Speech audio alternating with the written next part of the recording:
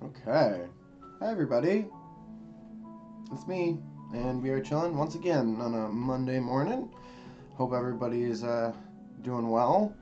We're gonna get back into the world build, even though for me it hasn't stopped. I've been thinking about it all weekend. I've been finding PDFs and modules and all sorts of content, good stuff that we can use. I'll show you some of what I found here today. One of the maps that I am working off of now is, I believe this is from Ghost of Dragonspear Castle, which is one of the modules that I was curious about finding. I have since found. So you see here that I have quite a few more points of interest on this map that I can then transfer over to our big map over here. Probably not the big map. I'll probably put it on my Daggerford zoom in. This one, minus that, plus this. So this is where we'll start today. But before we do that, there's one little thing that I wanted to go kind of find, just like a little bug in the brain. I was thinking about the river and how it's positioned and how certain ships would have to travel upstream. So I was doing a little research on that, right? And there's several ways it's been done in the past, either with a wind waiting for the wind to go upstream, which on the Sword Coast would exist. Winds from the ocean would be pushing in rather frequently. Would they be enough for you to sail upwind? It's a pretty long river. It's not as close as it is to to Baldur's Gate, right? So I didn't think that was a good one. I didn't think that was a good sailing up. You could also have like some people pulling you upstream, but there's this large marsh that we're looking at here. I can zoom in on. So like there's this marsh. And like that also wouldn't be, like, you can't have people pulling it. You couldn't have cattle pulling it. I was also thinking maybe you had like a pull station with like a wheel that like a bunch of cattle would pull. Like some cows and like some bulls probably. But it's a kind of a winding river here, almost. So it wouldn't really make sense unless there was like several other like pulley systems and stuff going on. So what I did think made a lot of sense was a chain boat, which is kind of another name for a ferry boat. So essentially there would be a chain that Daggerford had laid in the river, and this boat would kind of suck up that chain on a wheel, like a winch, and kind of just pull it along almost. And then that would be the tugboat to pull ships upstream into Daggerford's pier, port, what have you. So yeah. I'm realizing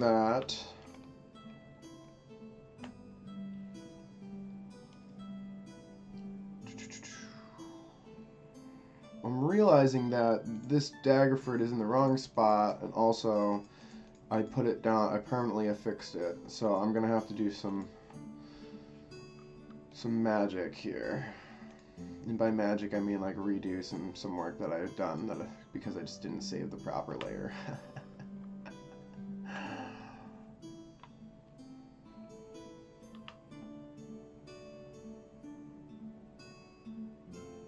Oh no, is it? Where's the big one? Actually, you know what? You know what I can do? We can do this. We will do some magic. Ready? Watch this. Control SNE it. Go to our Newman. Slap it down. Its own layer. Now we got a puzzle piece. Oh. It's like pretty much in the right spot already.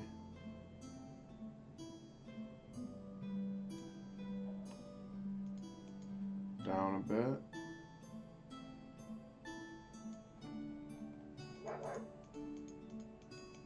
To the right a bit.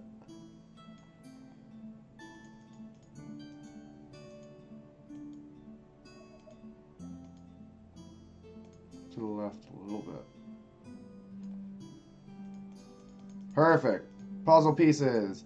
So now we gotta take it and put it down here. Bada bing. Bada bing. We can merge that down.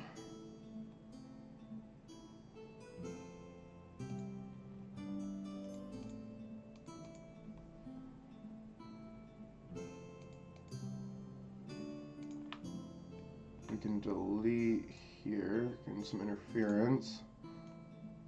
Yes.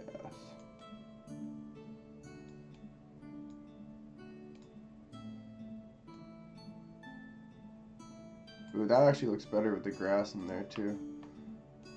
Let me get in there. Oh, no, too much.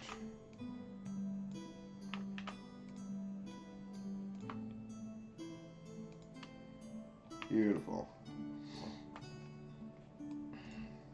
All right. And we're all well along here. So, I want to keep working on that. Let's go over here. Let's fix this so I don't forget it. Done. Okay, so now we need that map that I showed you before. I'm going to start working off that and bringing stuff over to here.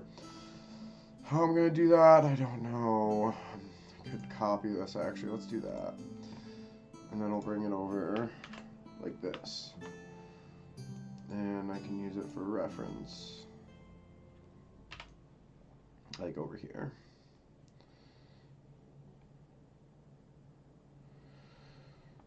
So we'll just work south of the river for now.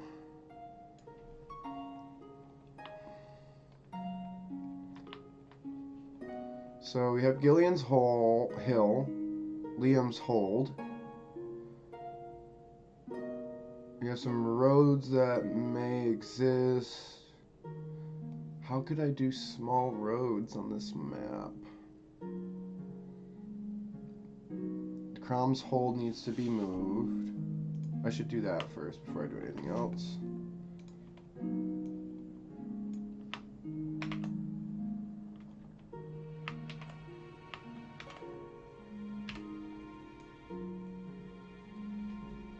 It's like here. Just south of the river, hey?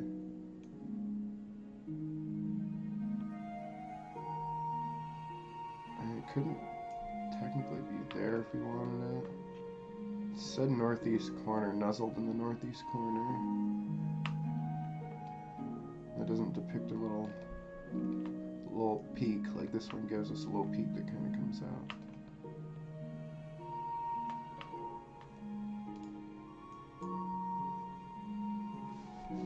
Make its own layer so we can edit.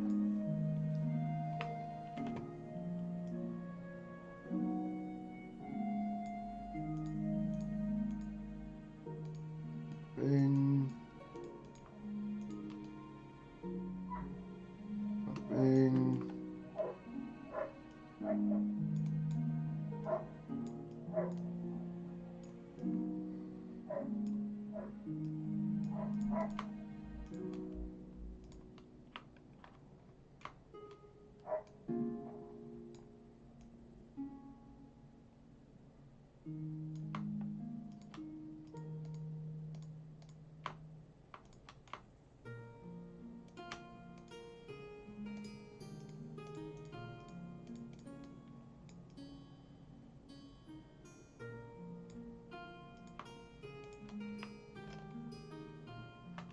Okay.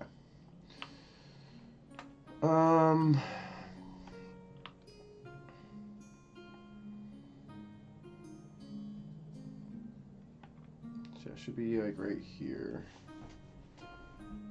So we also got to move Lizard Marsh.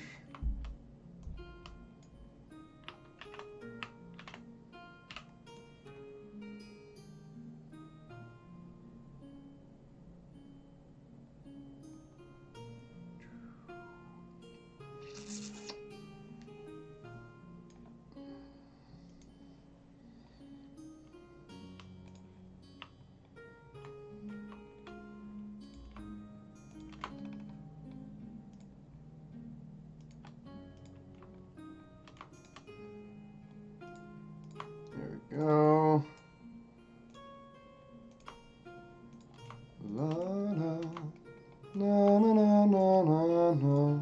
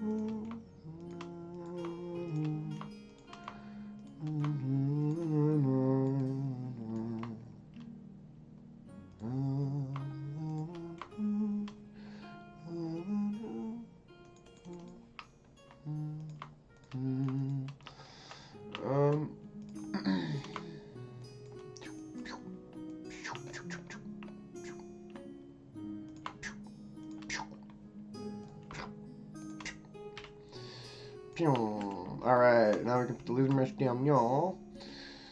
Kind of like down meow, I guess. It could be like meow. I should put it here because I want to have the road over there be pretty clean.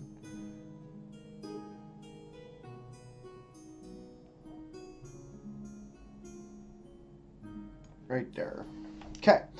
Crom's Hold. We can smudge it. Let's smidge it over a little bit. Smidge you down, y'all. Down yonder. I don't like those woods. Let's say right here. Around that little hill.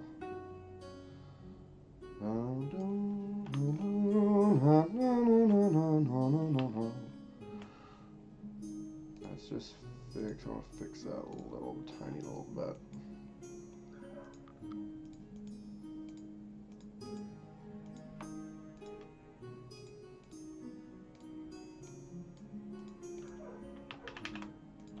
Give that some edge. There we go. Looks better. Okay, Daggerford, big circle. Alright, what next? Do we need Ambergull Estates?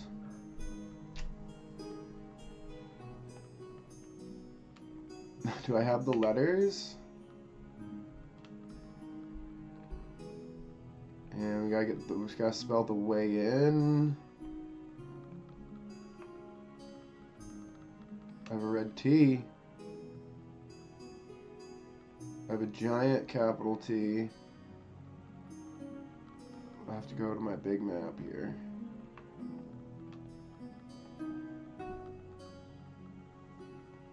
The question is that big enough for me to want to? It's south of Liam's Hole, so it's down here. It's below that river, I would presume.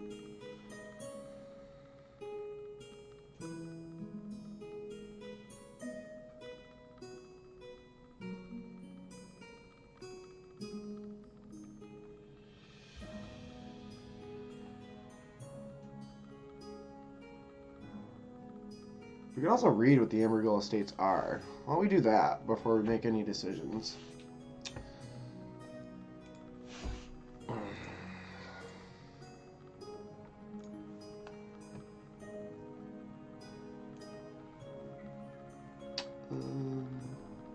Yeah, here we go. I left out last on them. Adventure 2, The Cursed Crypts of the Ambergull. This adventure is designed for yada yada yada. In the Cursed Crypts, the characters track an elusive red wizard of Thay to the ruins of the Ambergull noble estate. There, they discover a secret dungeon complex containing a lost trove and an altar dedicated to Ogremok, the prince of evil elemental earth. Within the altar is hidden one of 4 elemental keys sought by the red wizards.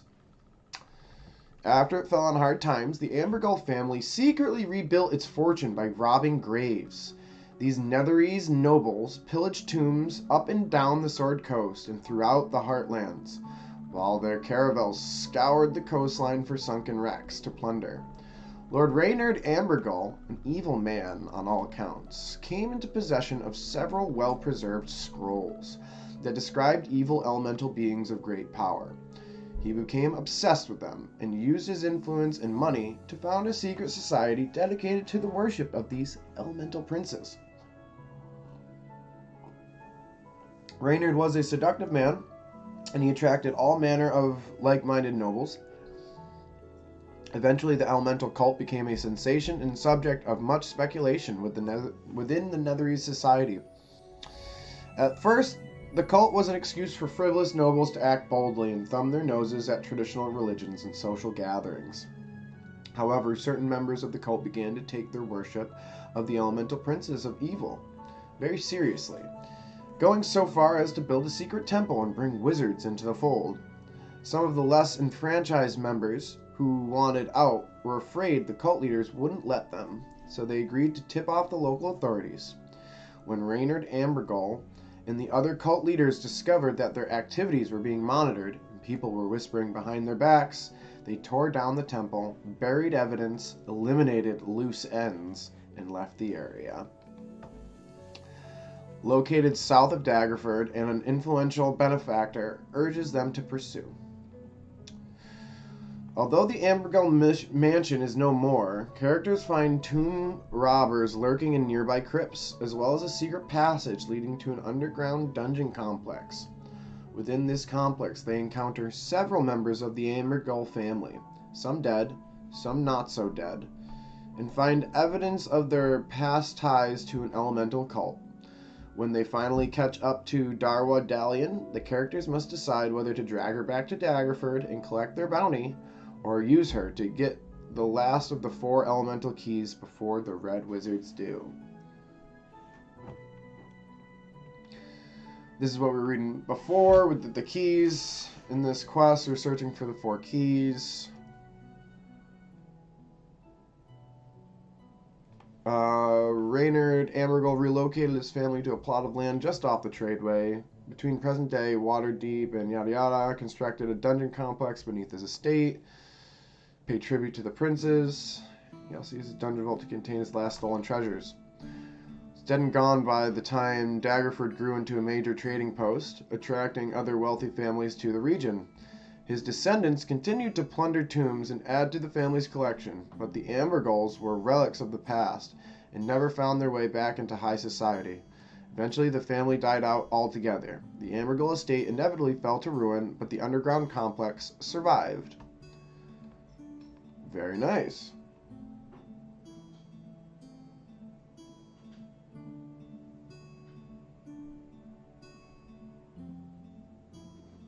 So, I think after reading this, I don't think I have any. This was like 20 years ago. It was 15, 20 years ago that it was dead and gone, and these adventurers go in and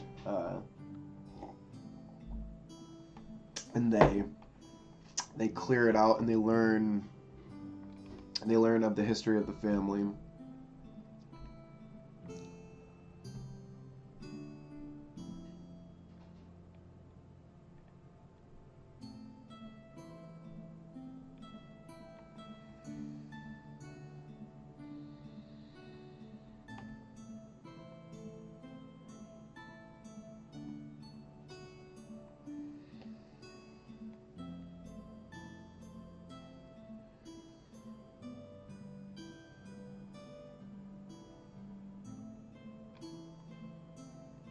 Yeah, nice, dude. Yeah, Delphin's the type of wizard that, like, what did I just read? So, thanks to the ward on top of his tower, Delphin overhears a conversation between Onya and the adventurers. The ancient wizard has heard about the local heroes who helped Sir Istoval, and he knows that the Red Wizards of Thay are a menace not to be taken lightly. Delphin waits for Onya to leave, then summons the party to his tower using a spell of his own devising.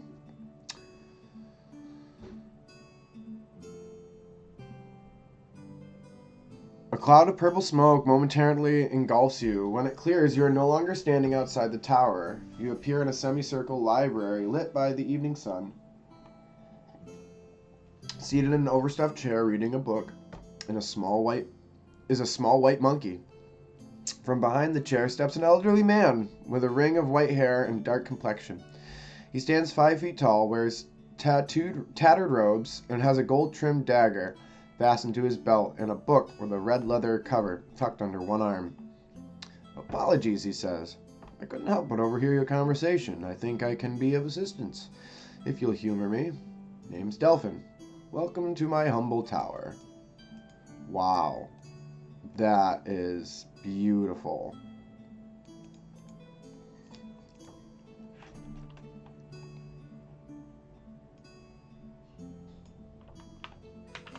Go on over here. Let's go on up to the top. You know, and I was pretty close with his description.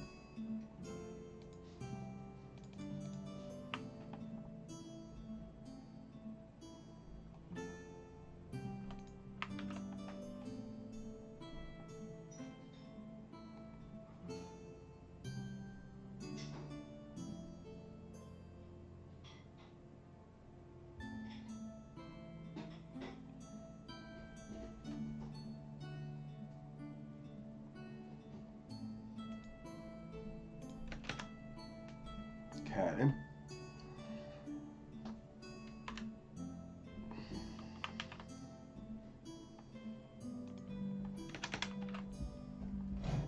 There. Why is it doing that to me?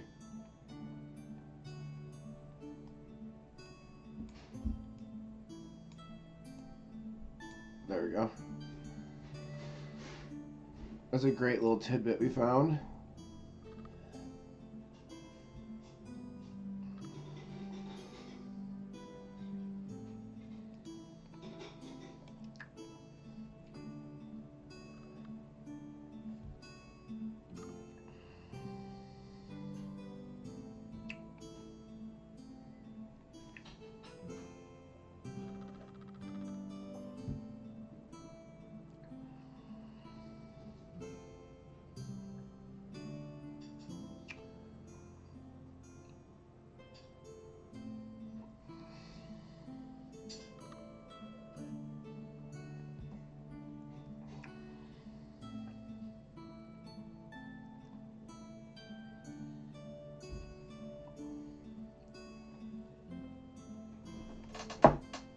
This is perfect.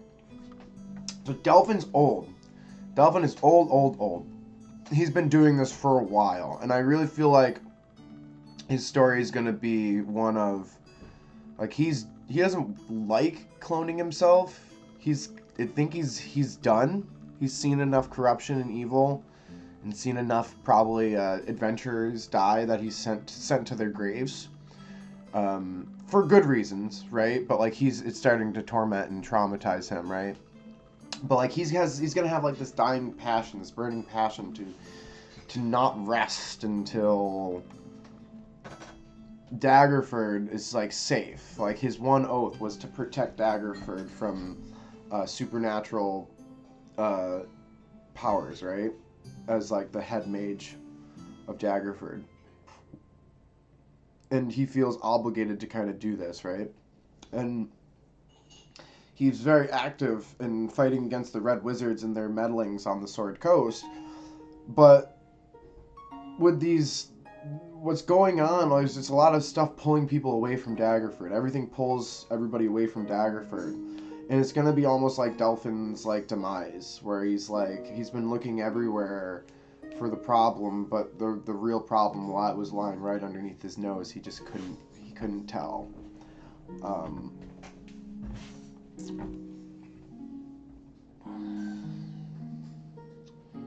Prepper Dragon Knight. Hey, what's up? Dolphin. It is Dolphin.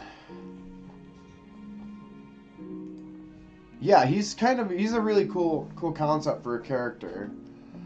And I've already kind of created him, but he's much better this time around, I believe. With this second bit of information I get for him.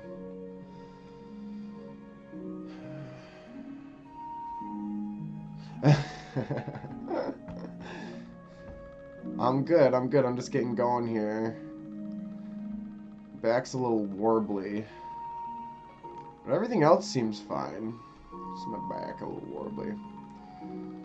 Armed with the Wand of Knowledge given to them by Delphin, the characters can travel to the Ambergull estate. The sky is overcast for the remainder of the adventure, and the journey is uneventful. When the characters approach the estate, read the following. You follow an old road, half ridden by grass and weeds. Eventually the road disappears. A highland meadow overlooking the marsh.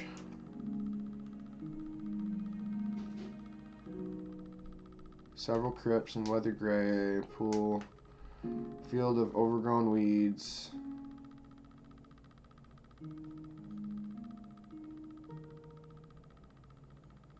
The mansion once stood south of the center, but nothing remains except a few crumbled chimneys. Yeah, so like this place has been to ruin for some time. It would be gone now.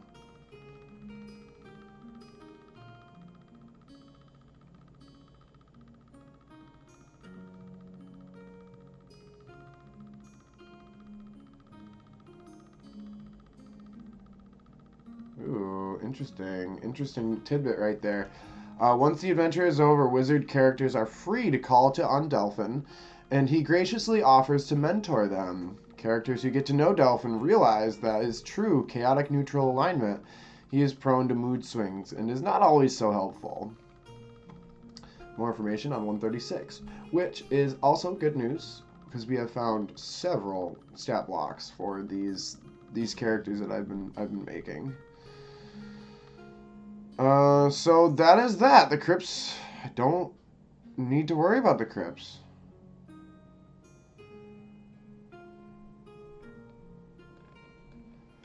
Well, I know they're here. If I ever so choose to use them. I don't think I will, though. They're so old and they don't serve any purpose for me in my story.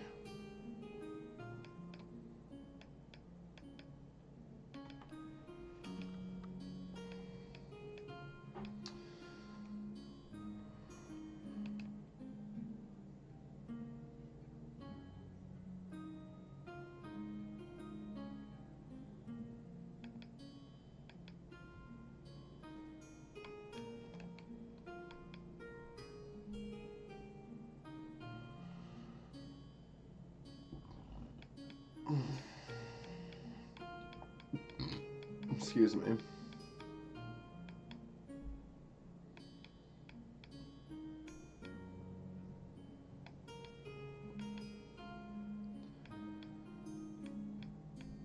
I guess I just keep this in the back burner in case, like, at a low level they want to do some undead hunting. And they, like, specifically ask for it, but apart from that, like, probably not. Long live the king.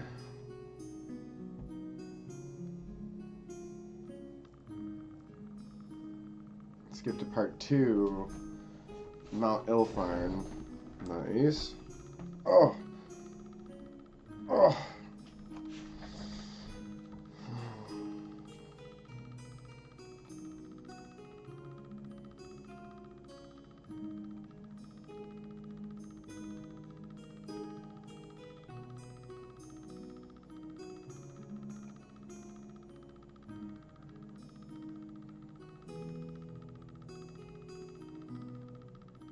Ooh, nice. This is a cool little tidbit right here. So if you're successful on that endeavor, the people of Daggerford know a good thing when they see it. Folks wave as you pass by, and on occasion, and occasionally someone will buy you a drink, toss you a freshly baked roll, or point you out to a young child or unwebbed sibling. The town isn't much to look at, but the hospitality of its citizens is second to none. Captain Sherlin Miller of the town guard approaches you in the street. Hey, you owe me a new sword. The captain breaks into a wide smile. Just kidding. I hear Lady Morwen has planned a feast in your honor, lucky bastards. Say my shift just ended. How about I buy you a drink? And the captain is interrupted by the approach of another guard, whose scowl appears genuine. Captain, they need you on the east wall. Did Hengist get drunk and fall over the battlements again? No, ma'am. The whole sky is turning orange. You follow several guards as they skirt around the Duke's estate to the east wall, where you see a line of soldiers, their hands pressed atop battlements, their eyes looking outward. You clamber up a flight of stone steps to a crowded parapet, where an extraordinary view awaits you. The Dellenbeer River snakes toward the eastern horizon, flanked by golden fields, green pastures, vast orchards, and rustic cottages. The sky far to the east of the shining vale has turned a bright, hazy orange. Must be a wildfire, shouts one of the guards. There's an old haunted forest by witches and wood elves.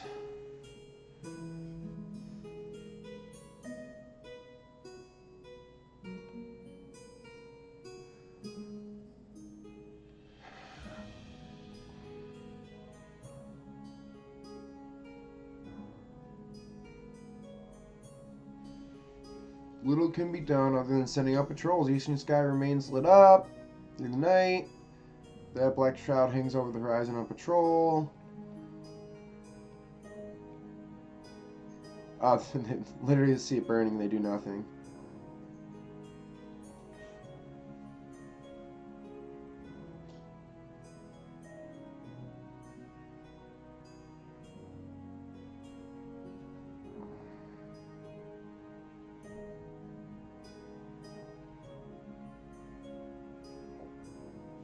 And you can throw them.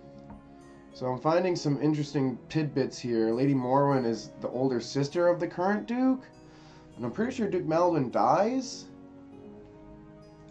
No, I need to step away for a bio. I will return.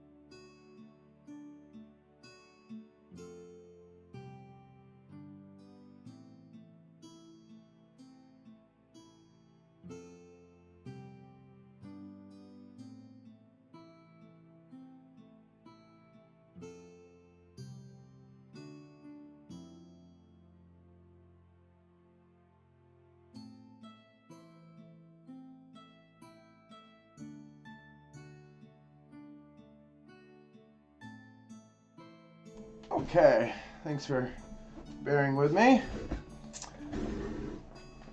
I just missed a couple. What can you do? Let's see.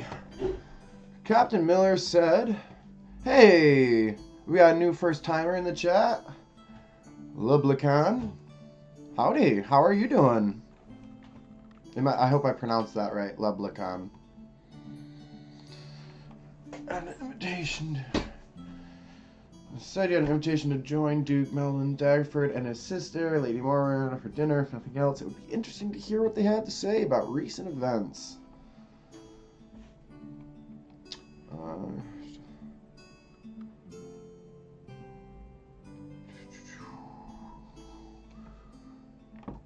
Loblacan. Or Lublacan. Got you. Nice. Love to hear it. It's the sun's shining and it's a gorgeous day. We had a nice snowfall yesterday, so yeah, it's beautiful, beautiful in my neck of the woods.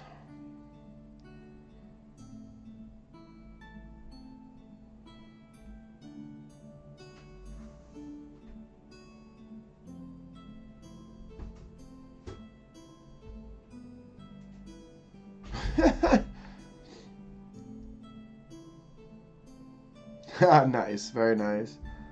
Oh,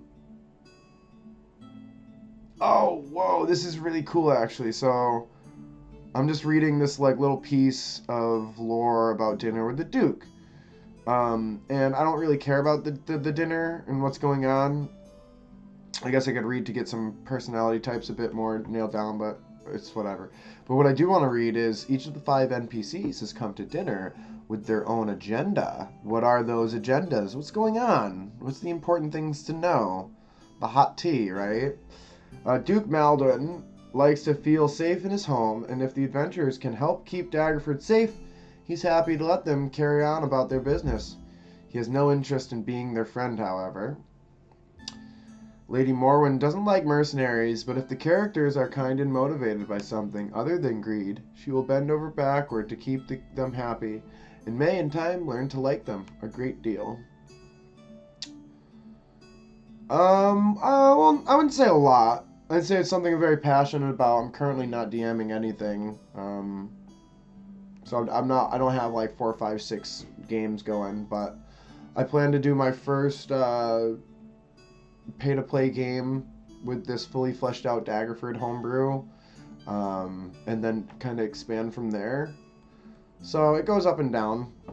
I definitely play or do something D&D related, every week in some fashion.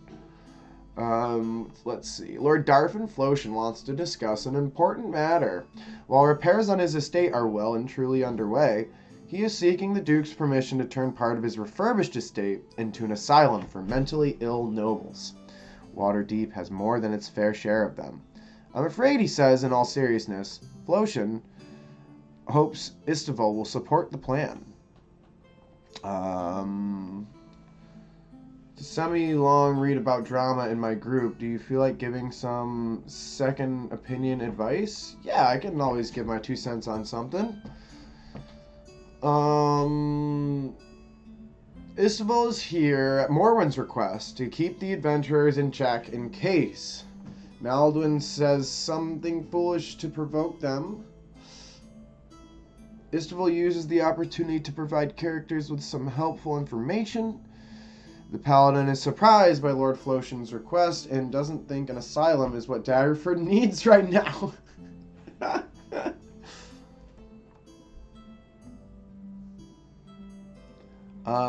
Let's see. Kelson Darktreader was a last-minute invite. The Duke felt he needed protection in case the adventurers proved untrustworthy. The tactician master of the hunt doesn't say a word unless spoken to directly, and he rarely says more than 1 or 2 when prompted to speak. He spends the evening looking forward to its end. Okay, so some of those I knew. I really like this Lord Darfin Flotian. Kind of gives him some aloofness. Because he's over here like, yeah, you know what Daggerford really needs? is a place for the crazy rich people to go. And he goes over to the paladin to be like, hey, do you think this is a good idea? And the paladin's just like, no, that is not what the people of Daggerford need right now, is a freaking loony bin for you and all your rich friends. Like, no. Stop. That's a lot of fun. Here we go. We can start this. King of the Iron Eaters. Derval Iron-Eater and his family came to Daggerford over 200 years ago, abandoning their home beneath Mount Ilfern. Ah, that's their roots. The Dwarf King is so old that no one knows what year he was born, and thick cataracts have turned eyes that once glittered like emeralds into blind white orbs. Derval is highly regarded in Daggerford, but it's the younger members of his family who keep his business running. Despite being hailed as one of the greatest blacksmiths in Delambere Valley, Derval spends nearly all day sitting in an iron chair welded with iron lifting rods so that family members can carry him around. He hasn't picked up a hammer in almost 100 years, nor is he likely to anytime soon.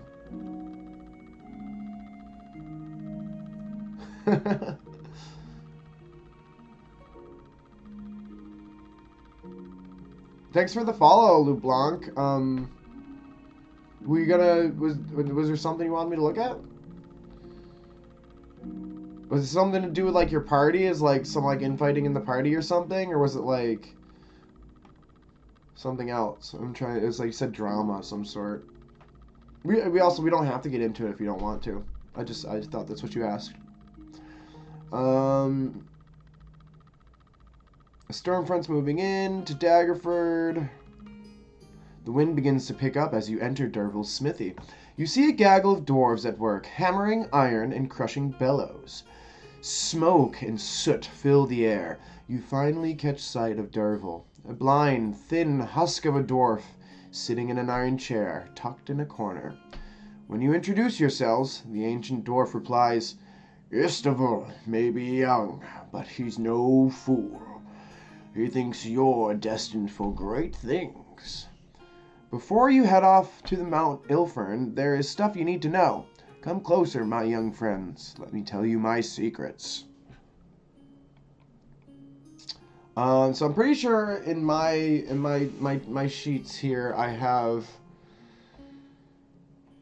Derval Iron-Eater as deceased. Let me just do a check here.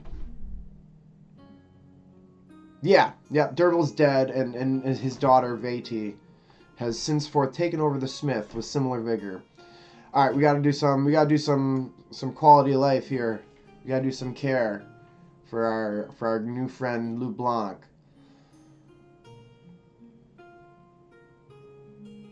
Okay, here we go. My party traveled to Candlekeep. They invested some serious time into getting a 5K book to enter. Getting a 5K book to enter. All well. As they enter, one of the paladins, I have 4 paladins in-game, gets divine call. Please help X because evil gods, blah, blah, blah. Pally and his party is totally up for it. Player X, however, is all, as we leave, we will still get the info we need. We will, won't we? Annoying some Candlekeep apprentice.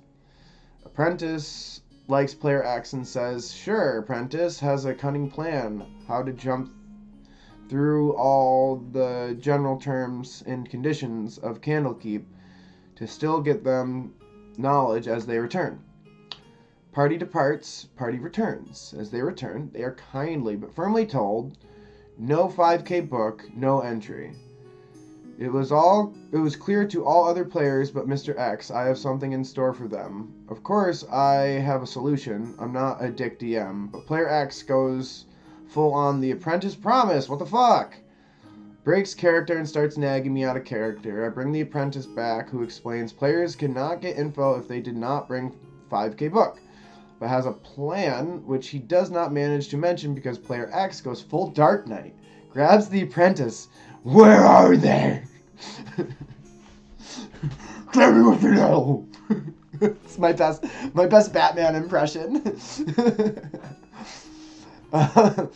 This brings the head reader and Archmage to the stage with a number of his assistant Archmages. Head reader asks the PC to let the apprentice and player go. He promised, nag, nag, nag, we'll end up with Zone of Truth being cast, and apprentice says he never promised. They will be able to get the knowledge outside Candlekeep without the book, and player X goes off the rails, out of character again. A lie, it's a lie, BS. At that point, apprentice, well, me, the DM, agrees to help them and gets them just because the player X is nagging. Here's the truth. I may have misspoken, as they have spoken to the apprentice NPC, but it was clear to everyone. They all even mentioned that they will not have full access to Candlekeep as they return, except for the problem player who is really meticulous about, well, everything. Problem is, this left sour taste in my mouth on several levels. I wanted to present as here is an obstacle, but you left really good impression last time, so little apprentice will help you. Turn to problem player, tearing reality with his aggressive nagging. On the other hand, I turned out as a DM who just buckles under pressure. Thirdly, I am a bit ashamed that I forgot Archmages can have Force Cage, Maze, can be resurrected, and bring in a whole army of simulacrums. I don't like how the problem player this feels. Problem player intimidated his way into Candlekeep and somehow want to get back at him. Maybe Archmage popping up and saying your access has been revoked. Still, I think this is too harsh and Archmage sees value. I would also like Archmage to put his foot down. On the other hand, I can play this most of the time. Misspoken regarding service. If I don't take revenge in the game, I feel bad. I know. No problem. He's super invested with a great and very helpful friend. When I mess something up, he just goes off the rails and blows right through my story. I talked to him several times about this, so I guess the option is pretty used up. How can I handle this properly? The end. I'm having your Batman impression. So I think there's several things that come to mind after reading that. First and foremost, I don't necessarily think anything is like your fault or you did anything wrong. So as a DM, I would just like to reinsure you and affirm you that just because you may have misspoke doesn't mean you did something wrong. It should be expected that your DM will make mistakes and will sometimes misspeak. And what I think, first thing that sticks out to me is trying to have a conversation about that mistake and how you misspoke and how you can fix that.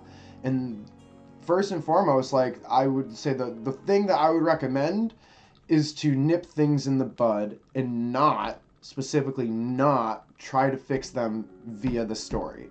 So your intentions there to try and get the Archmage to come down to calm this dude down, your intentions to find a new spell like Force Cage or something that gives you more agency over the player so that they now have to listen to you and do what you say, is the wrong way to handle that situation. This is 100% unequivocally an out-of-character conversation that needs to happen. And you've mentioned that you've had these conversations. So if that is the case, and you have had an out-of-character conversation with somebody, and they're not respecting you, and your insecurity is about making a mistake and writing those, well then that's a very big red flag for somebody that I personally wouldn't want to play with. If they can't understand me on a human-to-human level, for us to decide on a ruling for a made-up game that we are playing together, well then they are too semantical and too egotistical or narcissistic to play at my table for me. Because those are the types of people that take away fun from other people. You've mentioned that they kind of get caught up in the ticky-tack of semantics before, right? I have plenty of friends that I play with frequently, and I'm very close to, that are semantic-based people. That doesn't make them cruel, that doesn't make them disrespectful, and that damn sure doesn't mean they don't hear me when I speak to them. I feel very heard and very safe around these semantic-based people. I know that if I do something silly in my campaign, they'll probably catch it, and I expect it, right? But there's never an excuse not to be a kind person. So, yeah, I would say, honestly, like, I read these posts all the time on Reddit, and, like, 9 times out of 10, people who are a little bit more inexperienced are learning the game, thinking that they have to solve everything via the game. And the biggest thing that I could say about Dungeons and Dragons is you'll find that it's more how well you manage a schedule in relationships between a party of 4 humans, not player characters, not their character sheets, the actual humans, right? And the better you can manage these people, keep them happy and keep them having fun, the better your player characters are going to feel, the better that game's going to feel, the more fun you're going to have in your game, the deeper the role play is going to get. Everything's just going to get way better, right?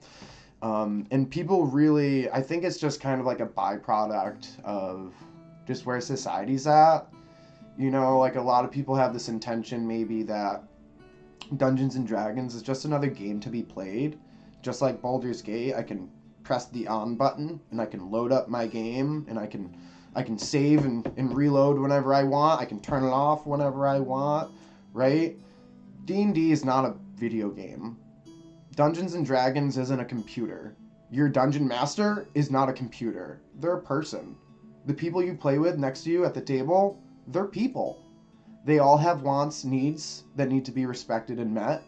And it's kind of like the beauty of the game, in a sense, is why people fall in love with Dungeons and Dragons, is because you can fall in love with Shadowheart. She's so cute, right? Awesome. But you'll never have a real emotional attachment to Shadowheart because they're not a real person. They're just a game. They're just an animation on a game. We can talk about how we like them, great. But we actually become friends with the people we play D&D with. We actually make meaningful relationships that last, right? And I think that's the difference with Dungeons and Dragons, is it's very personal. It doesn't exist without friends. You can't play Dungeons and Dragons alone. It's so boring. Try it. Go ahead. Have fun. You'll be looking for a party soon enough. But you gotta remember, you know, the party isn't there for you. The party is a group. The party comes together as one. So if people don't want to play like that, then I don't want to play with them, you know, and it's kind of that simple. This guy actually knows the rules better than me. He's a biochemist, yeah. What I don't like is no other player was bothered with my mistake up to this point. Sure, they noticed it, but no one was really upset about it. Yeah, I mean, I think that's kind of what I was saying to an extent, is like, you should be allowed to make a mistake, and depending on what the mistake is, there could be communication to change or remedy that mistake, right? But at no point in time should we be upset or mad, right? Should we be flustered? Like, is this a game that's in person, or is this a game on Discord?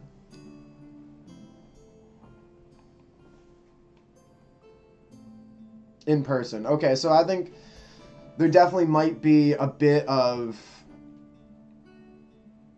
intimidation going on, right? Maybe, correct me if I'm wrong, but I mean, do you feel like you always are capable of expressing your feelings in a tense moment?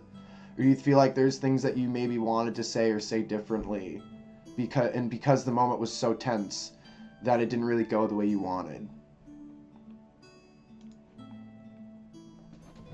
Let's see.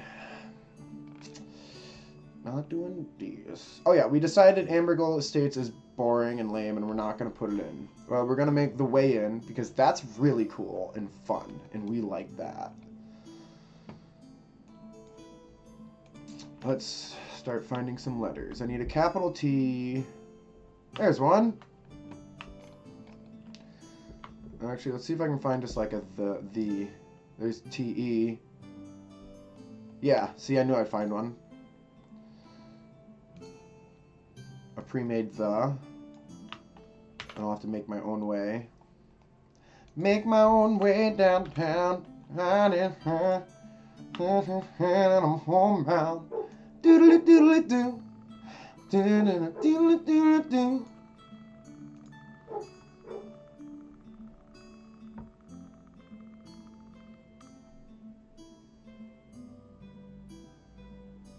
Yeah, and my thing is, even if you are a person that kind of can keep their cool in that type of situation, you don't get too anxious, is anybody in that situation isn't going to communicate effectively.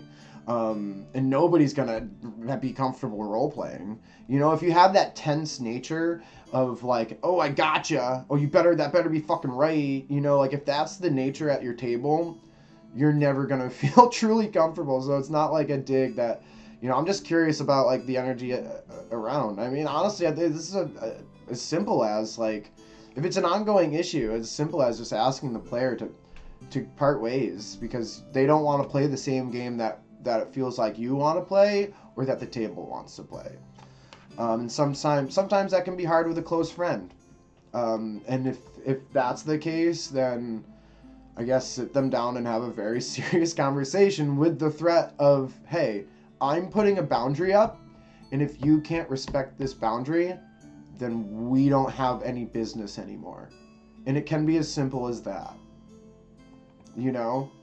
I'm fine the way you are. I'm fine with, but the outbursts that happened at the last session because of XYZ are not okay, and I do not feel comfortable with them happening again. And if you can respect that, I feel like we can play together and we can have a fun future. But if you can't, then I don't think we can play together, and this is me asking you to leave. And you should never, ever, ever feel shy or back down from setting a boundary for yourself. If people can't respect your boundaries, then they don't need to be in your life. And it's that simple. Yeah, so if he's already stomped over your boundaries several times, then you have the answers you need already. I don't need to tell you anything more, right? It's just maybe sometimes we need that little affirmation to confirm that, right?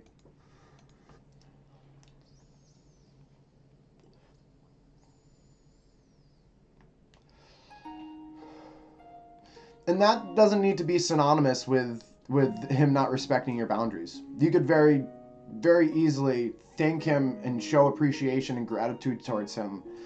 Put a comma and a caveat, but also, this isn't cool with me. You can have those feelings. Those both can exist. And I would even let him know that, because like a lot of times with sensitive information like this, a little compliment sandwich is good. You could start by saying, hey, I would like to just let you know that I really appreciate you being around at the table and how you help me with the rules and kind of just how the game should be played. Here's my concern about a boundary that you didn't respect. I have a lot of fun playing with you. Compliment sandwich, right? And then your ultimatum at the end. If you can't respect this, then we're done. Yeah, and that's the advice. That's all I got in that situation. Because there's no magic spell that's going to change the way this person behaves. There's no archmage with the right attitude that'll say the right thing that's going to change this dude's opinion. Because it's not the game that is causing these opinions. It's him and how he reacts. I wouldn't even put it to like you and your mistake, because I'm a human being. I'm a dungeon master juggling 8,000 things. There's gonna be an error here and there, right? This is a made up game that we're playing, right? Like, call a spade a spade. Like, red flags are red flags when you see them. Like, don't. It's okay to deal with some red flags, but when you're just like rolling in them. Of course, I'm always here for it. If it's whether like you want advice on your campaign that you're running, I guess if you want advice on how to manage your players, if you have a new race or a new character class, we love to see it. We love to see it.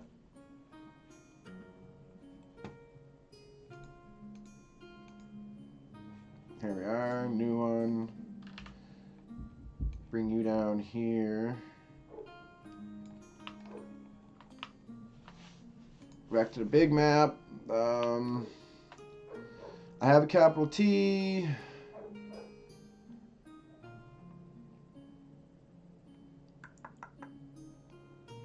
What do I need? The trade. I need trade. I need to spell trade. Looking for an AD possibly. ADE.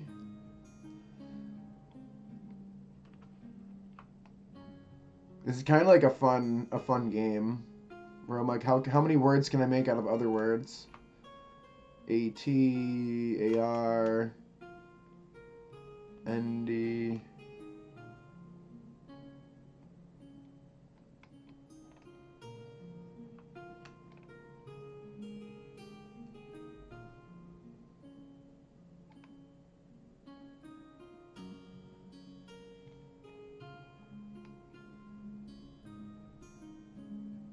Oh, no, Candlekeep doesn't help.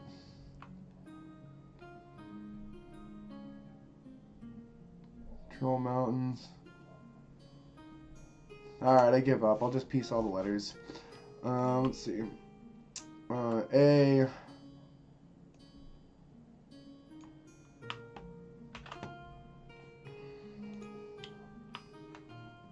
B.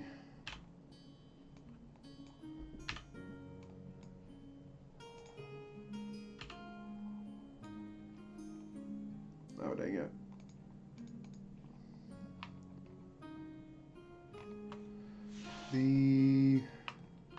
Let's put this T over. I need an R.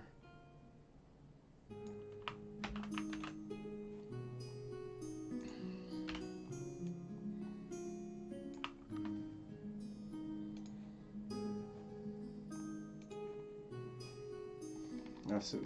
Freaking fix my neck, man. I don't know why I do this.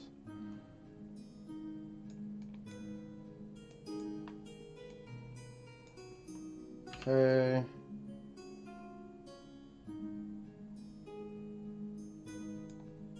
The TR we need TR.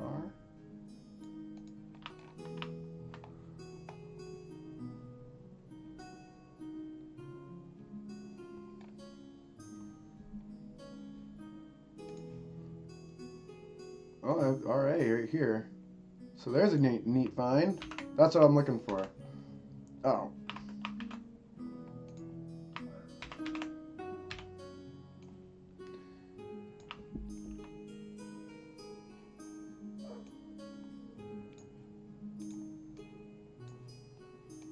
The trade away.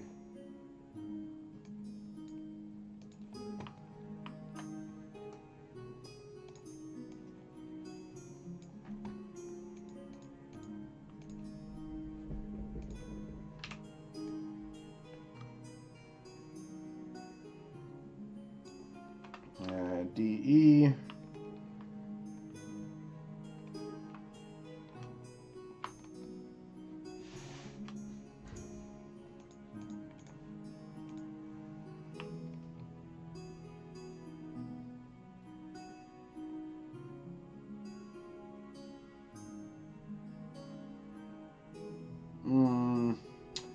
This actually isn't the letters that I want.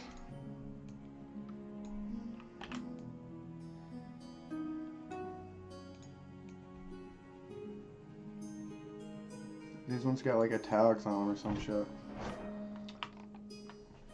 Okay. Capital T.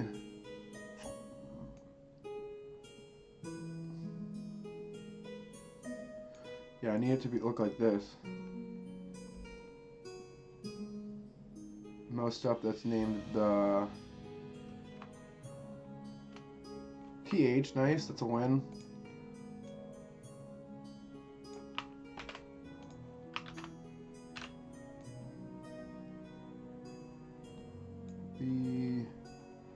Now we need an E. Dragon Spear, but it's a bigger text than those.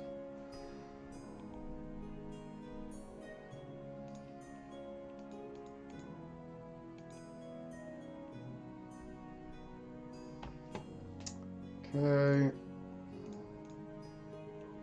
Daggerfall, is that so? So on my stream, and we love it, ideas. That's kind of what I love from my my viewers, is we all kind of work together sometimes to to figure something out or make a decision. So whether that be characters, plot hooks, etc.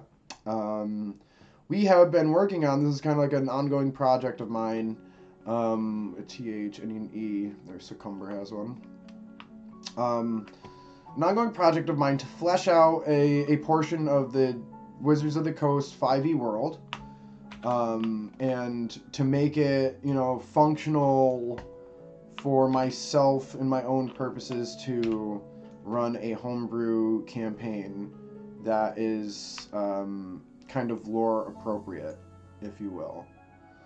So nothing's made up, everything is compromised of actual Sword Coast lore, all the way down to as accurate as I can make my castles and as accurate as I can make the crypts around here. So I'm piecing together this map, I'm piecing together the lore, the story, and essentially what I do is kind of like my DM style, I guess, is to take the story of Wizards of the Coast 5e and kind of find room in it for my own story. So what I mean by that is, like, so essentially here is a good example. We are at Daggerford, and my story specifically is going to be starting at 1500 DR, and that is conveniently about 15 to 20 years past any actual lore that's been written for Daggerford. So essentially the story has stopped, right? And when the story stops, I pretend that it never did and kind of create my own. So that way I can homebrew, and I can, if I need to, I can add something, or in the same accord, I don't need to add anything, and I can just use what's handed and given, and kind of some like real in-place lore. So I really enjoy my style.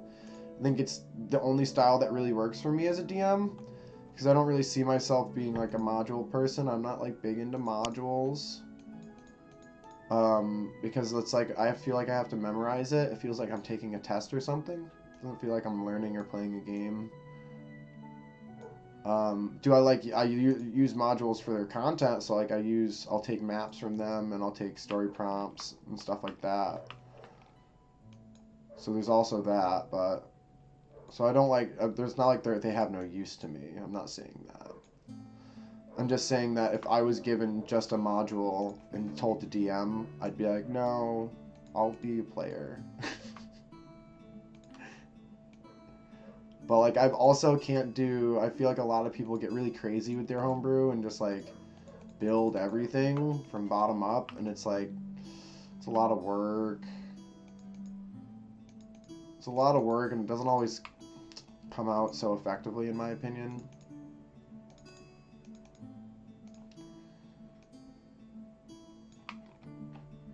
There we are. The trade. It's looking good so far. We need a DE and a WAY. So I'm not building a settlement. Excuse me. You're not, I have you on the wrong capture right now. Bada bing. Yeah, only unchanging Excel, not even two. Well, we just got so deep in our conversation, Lou, that, can I call you Lou? That I just like totally forgot about my capture state. So here, this is what I've been doing. I'm plowing through several maps of the Sword Coast of Faerun to kind of create it's not even the trade way. It's just the way in. I'm a trash can. To create the way in. So here's this delete that. Wasted time.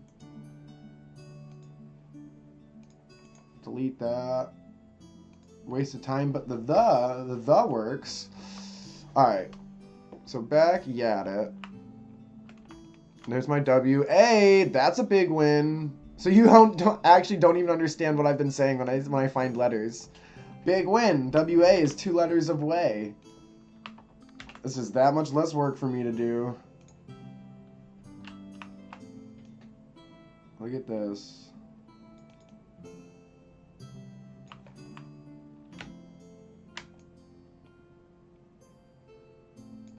There we go. Looking for a Y. But nothing is changing. Oh my god. Well, thank you for understanding. Let's see. Take this Y.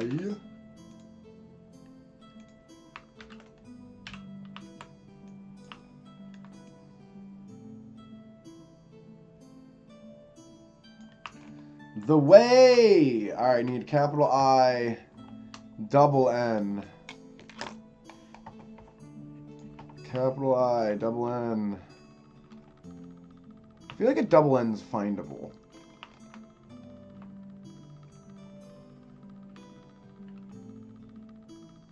Capital I. Just take this. Old Erebor.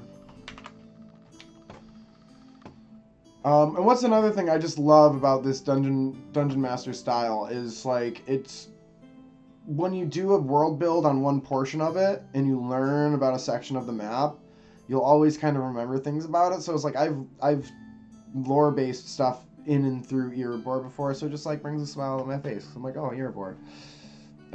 Discuss real world from all parts of the world. Yeah, I'm from New England. I mean, I'll give you that. Massachusetts, New England.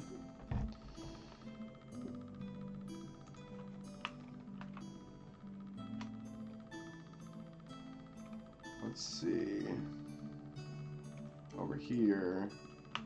I think that's one of the things that I appreciate about my stream is that because I stream around like noontime in the US, I get a lot of people over the seas and a lot of you know, different people not from the United States. So I know I have a guest is one of my longtime followers. I know they're French, I believe. I had another follower from Romania.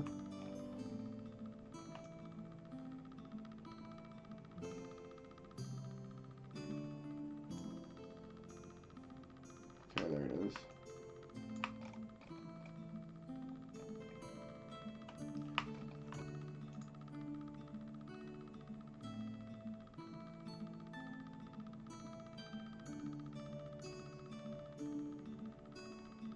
Nice, cool. Yeah. So, and that's why I started with New England and kind of just like, you know, that's all the necessary information because like New England's New England. Like Maine is very damn close to like everywhere else in New England as far as climate, weather. I would say the one thing that Maine does get a bit more than others is like that whole lobster vibe because they have more per capita coastal like sea land. But like it's not to say like Massachusetts doesn't have a seaboard.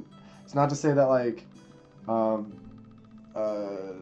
is it New Hampshire? What's the one above Massachusetts? It's New Hampshire. Yeah, New Hampshire has a seaboard. So it's just like we just have a lot of land that's not on the coast. So there's a lot of like different rural type settings in New England as you get into the woods. But Maine just kind of has more of the ocean bit. But it's like they're the same as everybody else. They have the same weather.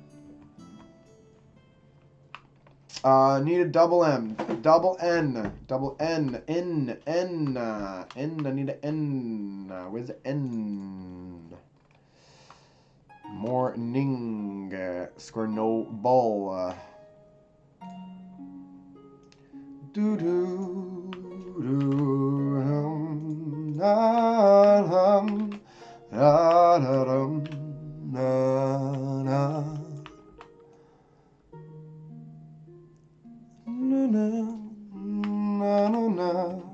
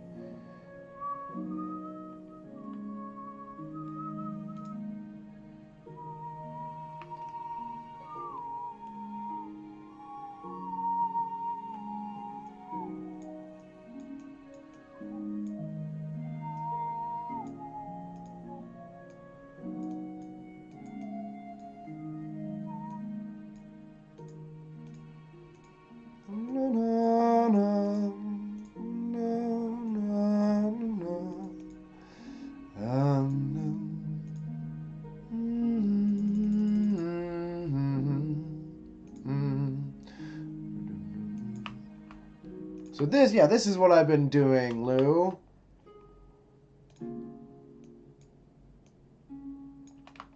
Just like a little creation, little map creation over here in these parts. Na na na na na na dum dum.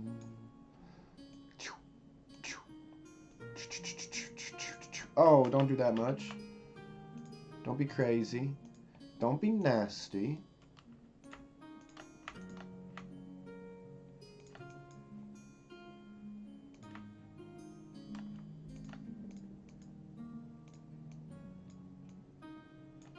Cool. So that means I have another follower from, another part of the world. And I think that's just so fun. I love how vast the community of Dungeons and Dragons reaches. It's just like we all love it. we all love it. Doesn't matter where you're from. It's like we all love it. So yes, I'm glad we can share this together.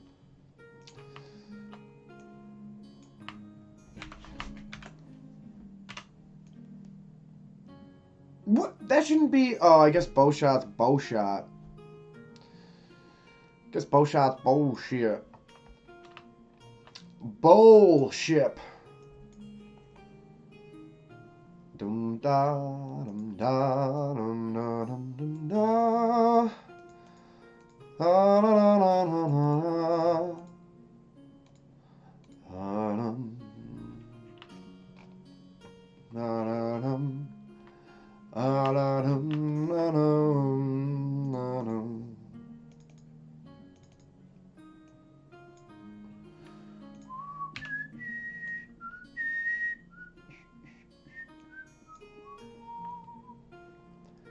Merge it down. Merge it down now. And it's good enough for me. It's a little like wonky, but like who cares? If one day I get inspired, I might go back and change it. I'll just call up Wizards of the Coast and be like, "Hey, listen, can you make an actual map that actually has all your map pieces and not just part of it? Can this map that you give us on your website, this one right here, can this one have all of these places on it?" Because it's like, why are you like omitting? Who here decided what should be omitted from my map? Who do you claim to be? Wizards of the Coast? Nah, I'm not against politics. I'm against Do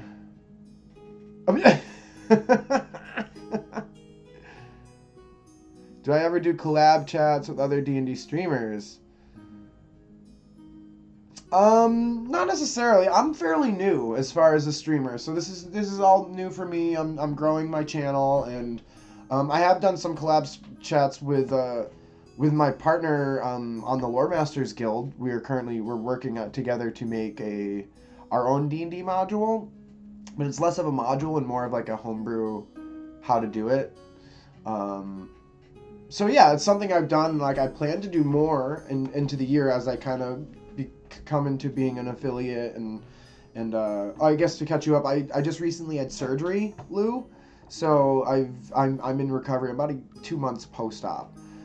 So my right hand only has so much use and stuff. So a lot of like my map creation stuff on Dungeon Alchemist has kind of taken a side seat to more of my world building. But as you can see here, I have a lot of stuff to do. So it's like there's no shortage of stuff to do for my world. Yeah, so I think my partner's pretty busy. Their schedule got really, really crazy at the end of the year, so we weren't able to kind of keep the trajectory we were aiming for. But I definitely feel like in the near future we'll be back to work and probably doing some co-streams together to kind of just fill in the community about what we're doing and to, of course, like video chronicle our work and et cetera, et cetera. So I hope that's a very long answer to your question.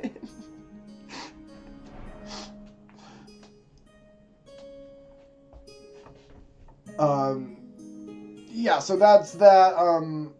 I mean, yeah. What do you want to know about America? I'll give you a answer. I'm not like politics person, but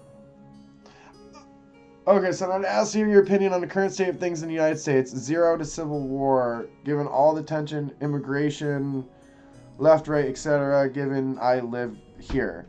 So, I mean, I'm fairly tone deaf as far as it comes to politics in the sense of like, I live in a small town and I'm not like around a lot of people all the time. And this is not really like here. It's like such a stupid, like, spin your wheels, like, crazy house that I don't. It's like, I've watched both sides my entire life. When I say both sides, I mean the Democratic and the Republican side, and just like the general, like, affiliates of society, right? So I've watched both sides my entire life gripe and complain about how the other side is like is doing all this bad and doing all this no good for the country, right? But then like the country's state never really seems to change that much politically. Nothing really seems, no big changes happen, no. So it's like everyone's like stamping their feet and having this tantrum, but like if you just took a step back, you're like, hey, everything's kind of the same as it's always been, and it feels like we just spend our time focusing on this tantrum of, oh, they're doing this wrong, they're doing that wrong, that we don't actually see things that we can change and don't actually do things that help people, and we just kind of sit in this suspended wheel churn of bad government that doesn't really doesn't necessarily kind of, what's the word I'm looking for, represent the people. It doesn't represent people's interests. It represents their own interests. And it's kind of like a play in my campaign here. So like I'm playing into American politics kind of in my story writing a little bit with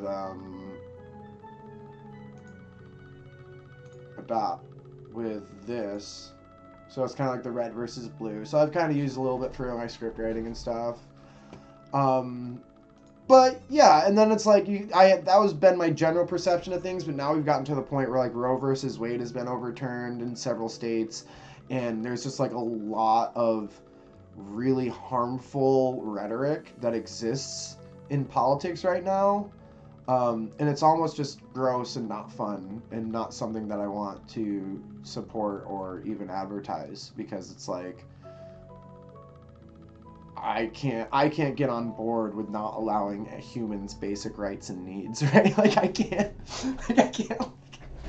I don't understand how we've come this far and there's still people who are this hateful in the world. Like it's 2024 and there's still people that do nothing but hate, and it's like it just gets you down.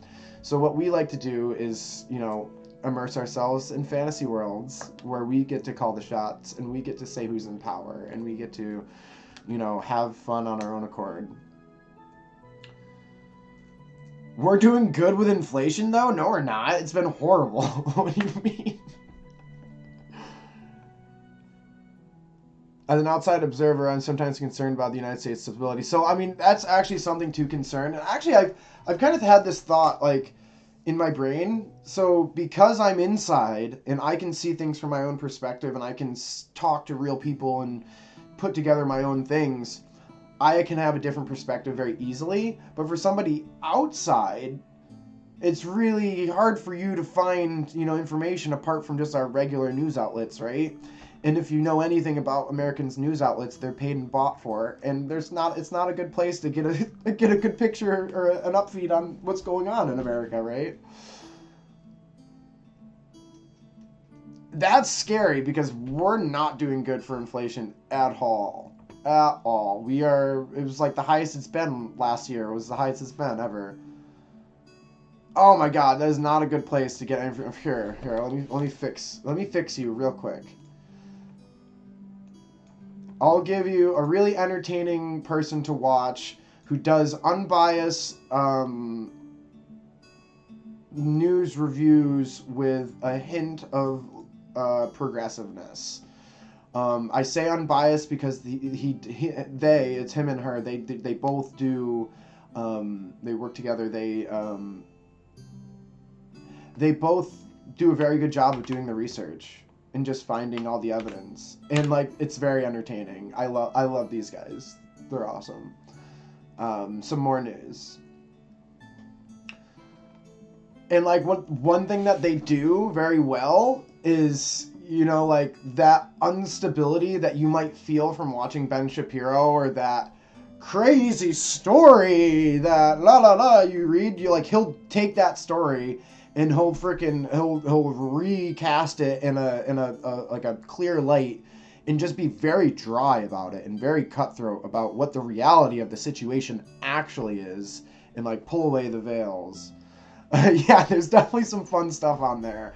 Some very serious topics, and they do a really good job. I have nothing but good words about some more news.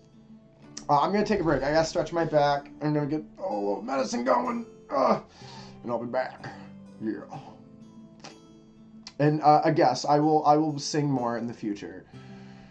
If you catch my, hopefully I can find a group to play my tavern one shot, because that quite literally has a written song in it that I wrote myself for my one shot campaign. It's actually really cool. I love it. So maybe I'll be able to stream that for everybody soon. Be right back, everybody.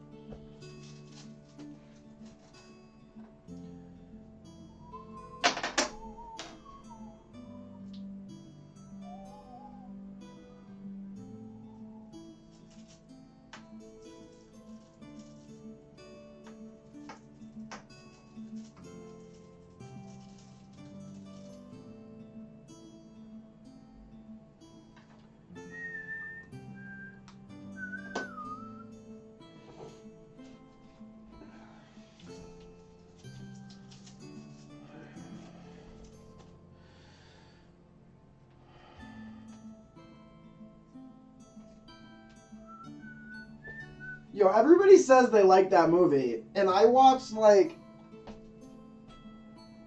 30 minutes of the middle of that movie, and I was like, oh my god, this is horrible. I don't understand why everybody likes it.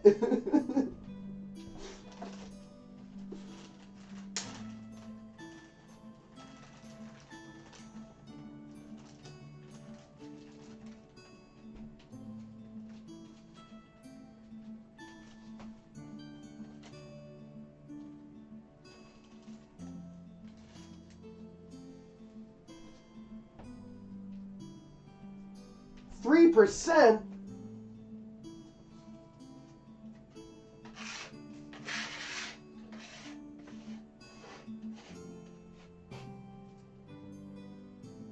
It was super high like a year or 2 years ago.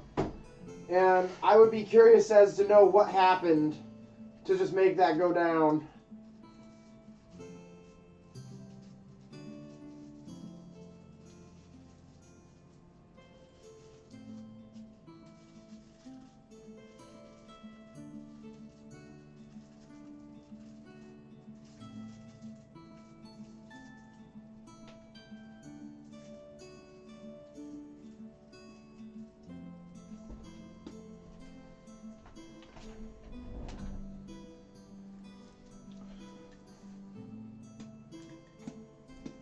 Ken's emancipation. Ken is a hero. All my girly friends are crying.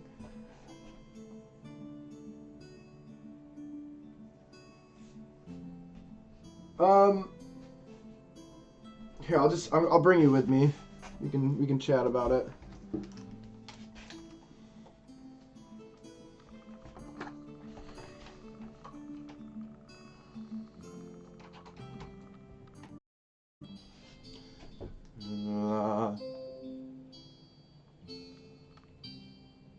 Na na na na na na na. Yeah. So I feel like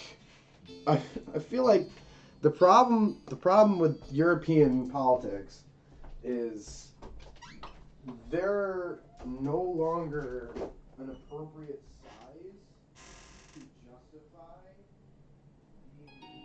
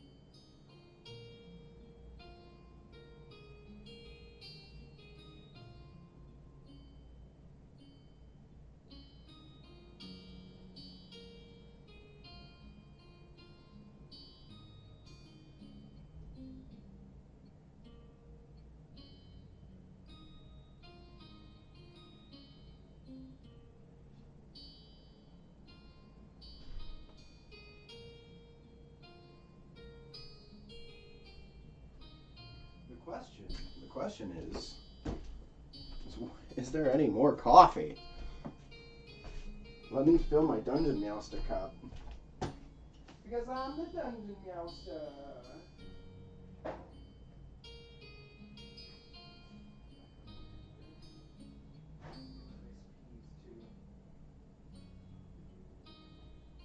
Aww. That's a read my catalog.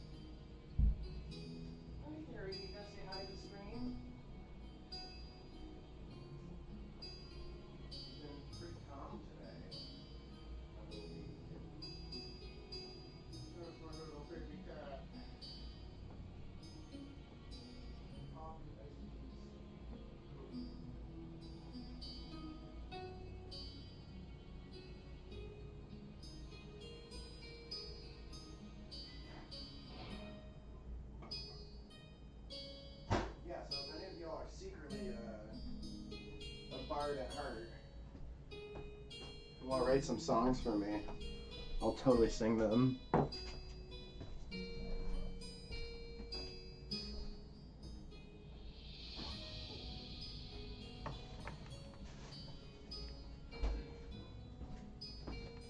I guess, I mean, on that note, I did write that one song for the tavern, and I do like that song. Kind of has the... There's my cat butt! Say hello to my cat's butt, everybody!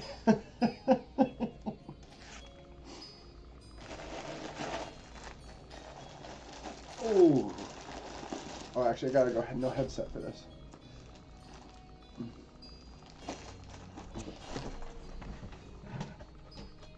Go. Okay.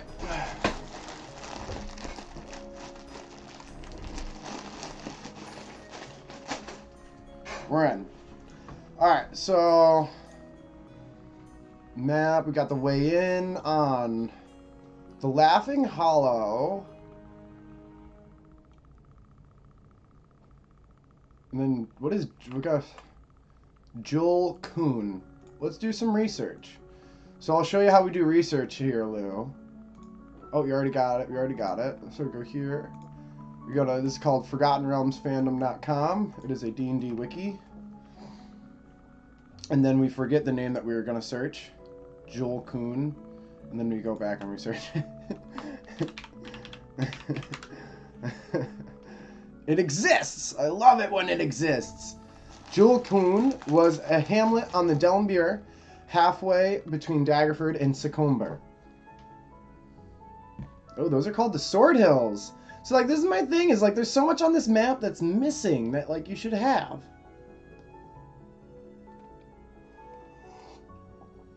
The pastoral hamlet was home to about 40 households of stout farmers.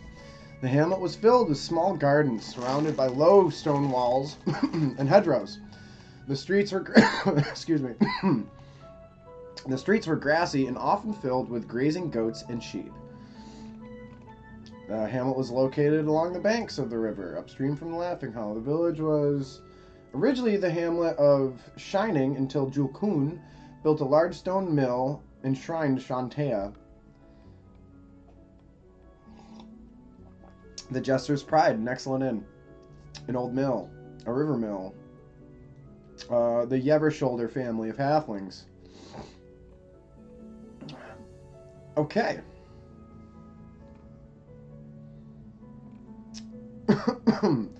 I think we're going to turn this into a ruin of sorts. Because this small city would not be able to hold itself with the troubles of Daggerford that are currently happening, you know? How do Americans see current conflict in Europe? Do you think there's enough... 4chan... Word. I don't know, it's hard to say. I guess everybody feels differently. Do you feel like as the government itself, or... Me personally, what I think society feels like in general?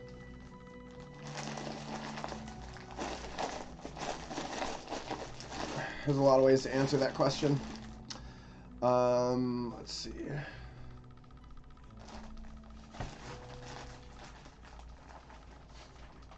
Oh.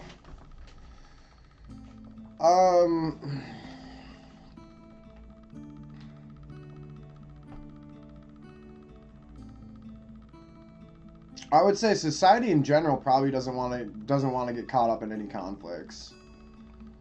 But also, in the same breath, like, personally isn't okay with the unwarranted aggression, you know, like, or not even unwarranted, but like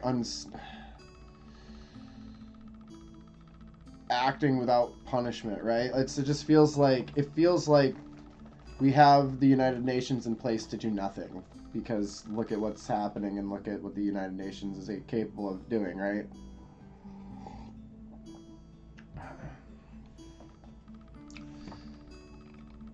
I think a lot of people are kind of just feel dissociated from the entire situation as well, because it's just a little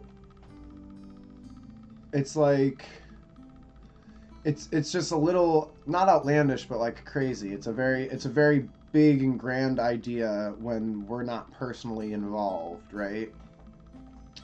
Um, so it's hard to. I think it's hard for a lot of people to maybe empathize in that fashion. But that's also it. All varies in depending on who you are. Commerce, cloth, flower, grain.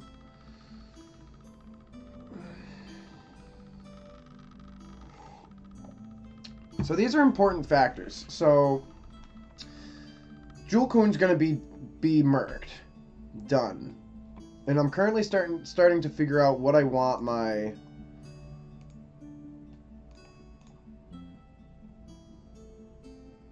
political landscape to kind of look like. I'm all over the place. Here we go.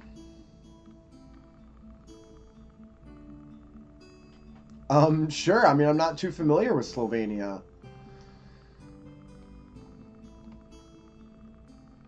Not too familiar. So yeah, tell me what you think is important. What's it like? Let's see. Daggerford is here. They've been struggling to control this portion of the map because of the current ramblings and Flotian estate. Their northern side where they didn't expect to be hit. Things are tough here. This is where we get our cloth. What do we get for some from Sycomber? I gotta research that village again. What else could come down this river?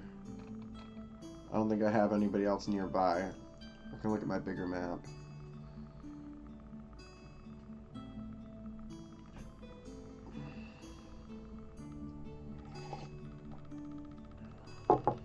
Dum da da da dum dum da dum.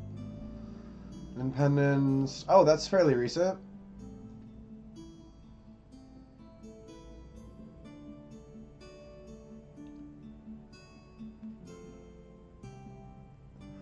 Crazy. That's a fairly new state. 1991. That was when that was only how many years?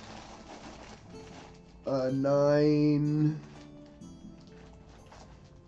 makes 2000. 9 plus 24 is 33. About 33 years ago, right?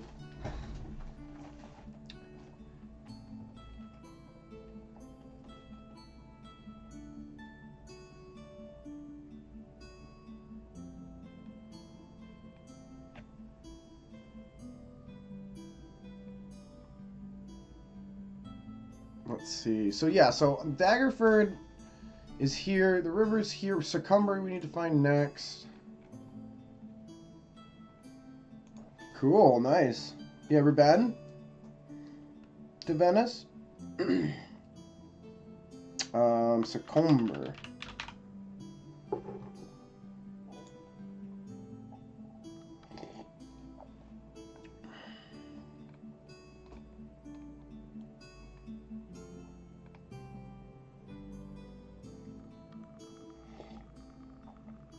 South of the town.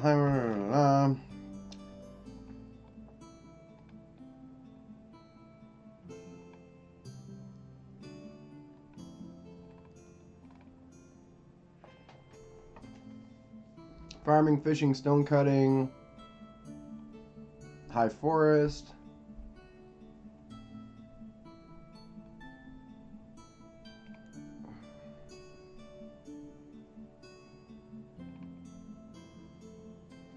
Farm, fish, and stone. So they would that would be for their own accord, so there isn't much coming down from here.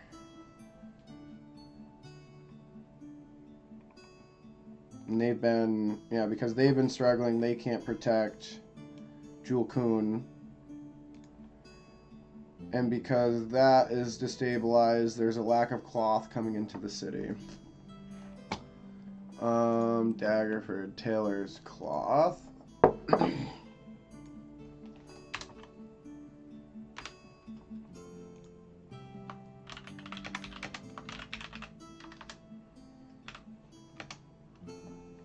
Cool experience, expensive. You can really see the Rome home recently. Historical trip. Cool stuff. Equal all problems solved. No, not when there's active tribes and I'm trying to create conflict. Not when I need those adventurers to be my adventurers. Lack of cloth, supplies from Jewel Coon and Succumber.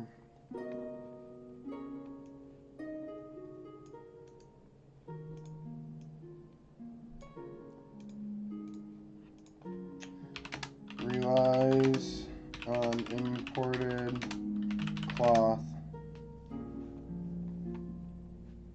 via the sea.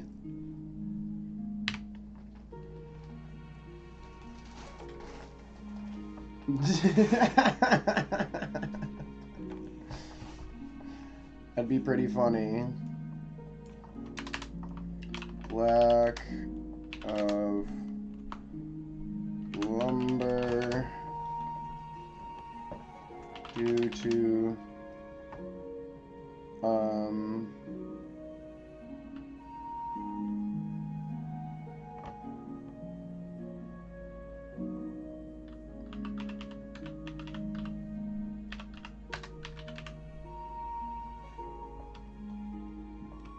maybe somebody needs to tax stuff. Well, that is going to be an aspect of this campaign, and that is, you know, having a profession or a secondary profession that you do to kind of make money, because there isn't going to be too much conflict that's kind of like actively happening.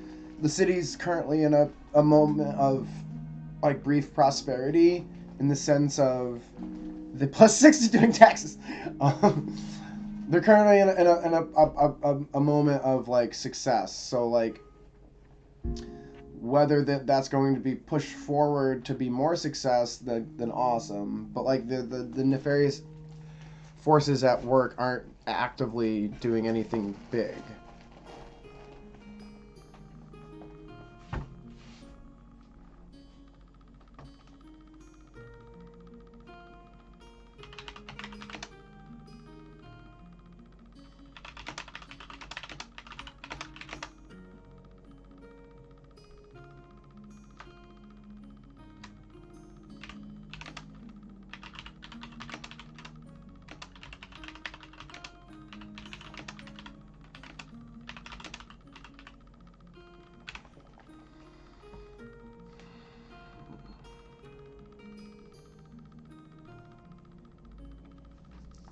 Any ones that expects to like hold its own. Daggerford has one.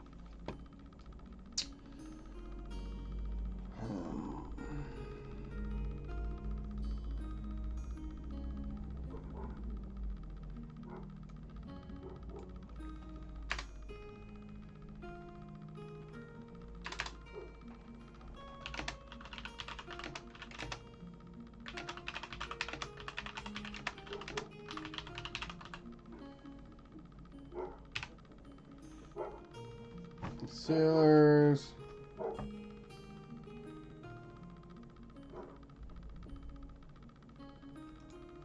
There's lords who ban small settlements having defenses and weapons because peasant uprisings. No local lords equal armed militias and defenses. Yeah. People in power like staying in power.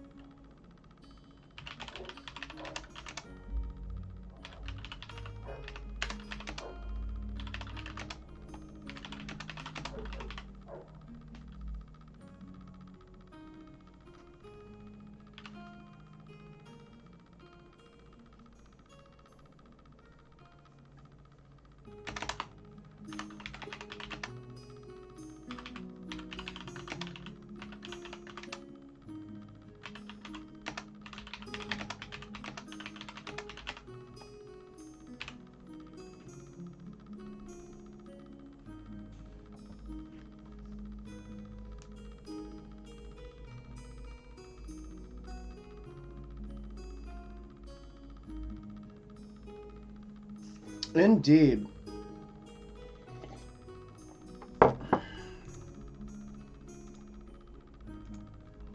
Great. Listen, items either C. Several sellers' pockets are bought and paid for.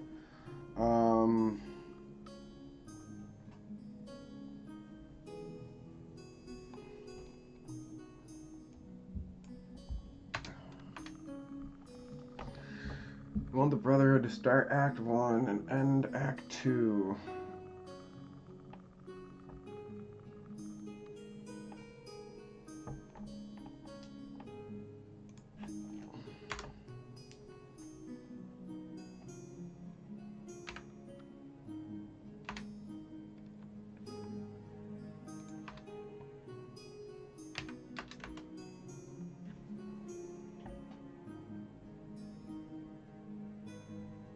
Yeah, of course. It was nice meeting you too, Lou.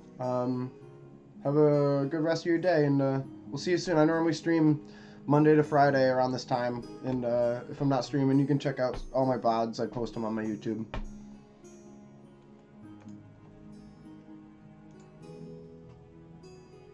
Hey, thanks, buddy.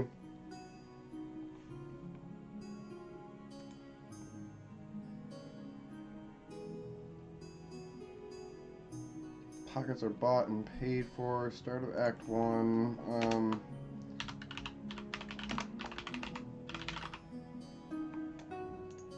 Illegal warehouse?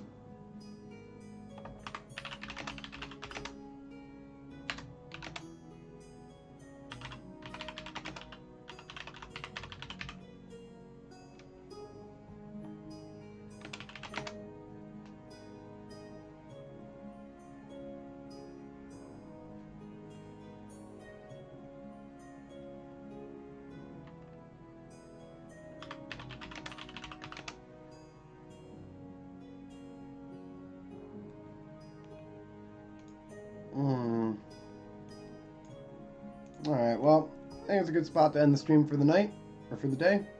We'll see y'all later. Thank you very much.